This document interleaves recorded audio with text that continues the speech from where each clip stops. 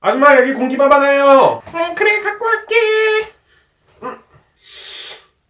근데 왜 공깃밥이 스테인리스일까? 위키푸디아. 반갑습니다. 관장남입니다. 우리가 친한 지인을 만나든 친구를 만나든 선배를 만나든 후배를 만나든 어르신을 만나든 처음에 인사를 하죠. 안녕하세요. 이렇게도 물어봅니다. 밥 먹었어? 아이 밥 먹었냐? 밥 먹나? 밥 먹었슈. 밥 먹은? 식사하셨어요?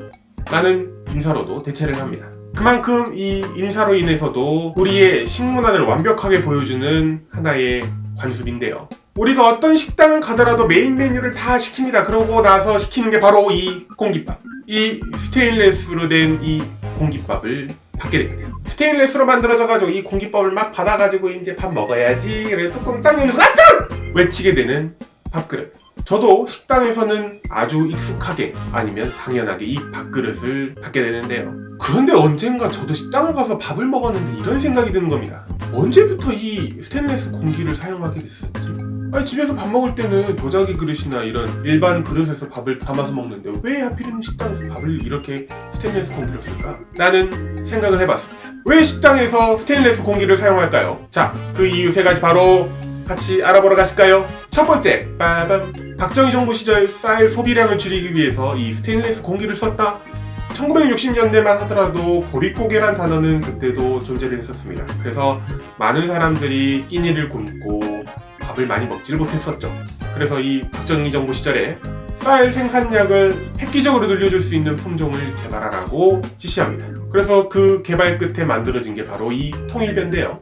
밥맛은 우리가 일반적으로 먹고 있는 쌀에서 맛은 조금 떨어지지만 생산량을 거의 한 30%를 증가를 시켜서 아주 쌀 소비를 엄청나게 높입니다. 그래서 공급이 워낙에 원활해지자 사람들이 엄청나게 쌀을 소비하기 시작했는데요. 쌀 소비량이 급증하자 정부에서는 이 정책을 제시합니다. 바로 시중에 있는 식당들의 밥그릇을 통일시키자라는 의견이 나오게 됩니다. 그래서 이 스테인리스 공기를 사용하게 되었고요. 이 스테인리스 공기의 규격은 질은 10.5cm, 높이는 6cm로 사용하게 됩니다. 그래서 초기에 스테인리스 공기가 이렇게 만들어지기 시작합니다. 전국에 있는 식당으로 퍼져나가기 시작하는데 만약에 이 공기를 안 썼을 경우 영업정지까지 당할 수 있는 아주 엄청난 불행을 받을 수 있었기 때문에 식당들은 전부 다 이 스테인리스 공기로 통일하게 됩니다.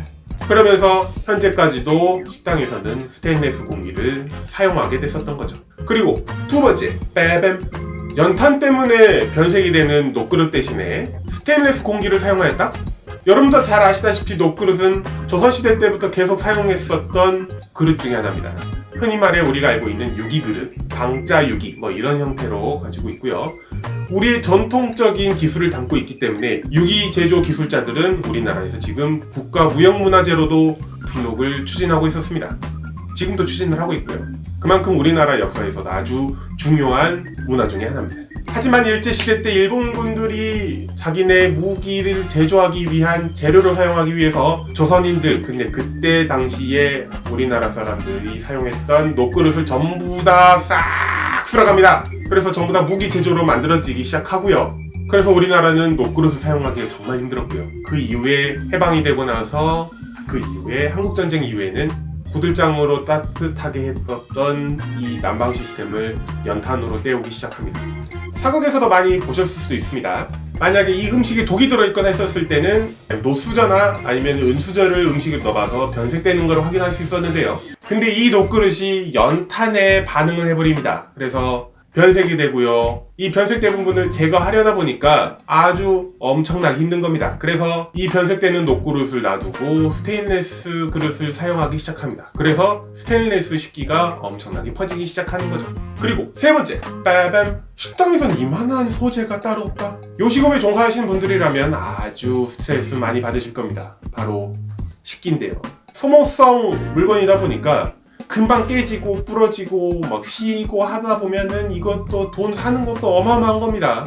예를 들자면은 예를 들면 유리잔 같은 경우에는 깨지면은 또 다시 사야 되고 어디서 얻어와야 되고 그러잖아요. 그리고 젓가락, 숟가락도 전부 다 머리가 아픈데 손님들에게도 아주 빠르게 음식을 서빙을 해야 되고 물건도 제대로 회수를 해서 제대로 관리를 해야 되고 이런 부분들이 문제가 있는데 그래서 요식업에 종사하시는 분들은 잘 안 깨지고 변형이 잘 안 되는 그런 재료로 만들어진 식기를 많이 사용하죠. 그 중에 이 밥그릇도 포함이 됩니다. 사실 각자 집에서 밥을 먹었을 때 우리는 도자기 안에 밥을 이렇게 푸게 되는데 만약에 식당에서도 도자기로 된 공기로 고객들에게 밥을 서빙한다? 이거 자체는 상당히 좋을 수는 있습니다. 단 주방에서 일하는 주방 이모들은 엄청나게 싫을 겁니다. 왜냐? 도자기 하나만 있으면 모르겠지만 만약에 이 수십 개가 갑자기 설거지가 들어오고 하게 되면은 이 도자기 그릇이 한껏 모아진 바구니를 들게 되면 엄청 무겁습니다. 그리고 도자기라서 또 잘 깨지기 십상이죠. 관리하기도 아주 힘듭니다. 근데 스테인리스 공기를 사용했었을 경우에는 스테인리스 공기도 아주 가볍고요. 그리고 관리하기도 정말 편하고 설거지할 때도 정말 편합니다. 그래서 식당에서도 밥을 도자기 그릇이 아닌 스테인리스 그릇으로 서빙을 하는 이유가 그 때문입니다. 이렇게 우리가 생활 속에서도 아주 쉽게 접할 수 있는 이 스테인리스 그릇, 이 공기에서도 아주 재미있는 이야기들이 존재했습니다. 네, 지금까지 환장남이었고요. 이 영상이 재밌으셨다면 좋아요와 구독 버튼은 여기 있습니다. 여기에 꼭꼭꼭 눌러주시면 되겠고요.